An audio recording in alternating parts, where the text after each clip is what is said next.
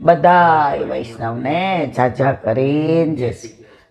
જેમ જેમ ઠાકોરજી ઘરમાં પધારે અને સેવા પહોંચતા થઈએ આપણો ગુસ્સો ઓછો થઈ જાય. પહેલાં તો આપણા બહેનો થઈ ગયો છે, વાસણ જોરથી પડે આપણે કંઈ ધ્યાન રાખીએ બેટા તને વાગે નહીં, કંઈ ઢોળાઈ જાય. ઠાકોરજીનાનો અંગીકાર નહીં કરવો હોય, ઓલા કાચના કપરકાબી ટ્રે પડે અડભૂસ, આપણે કહી હવે એમની સેવા પૂરી થઈ હશે, હવે નવી સખી આવે.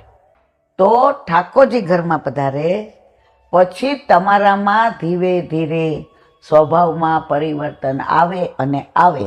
સિવાય તમે કાળમીંડ પથ્થર હો, તરાપો તમને સામે કાંઠે ન લઈ જઈ શકે મારા વાલા.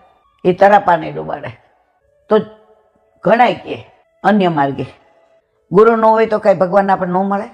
હવે અન્ય માર્ગીની યાર આપણે ચર્ચા કરવાની જરૂર જ નથી. હવે આ યુટ્યુબ દ્વારા ઘણા બધા સાંભળે,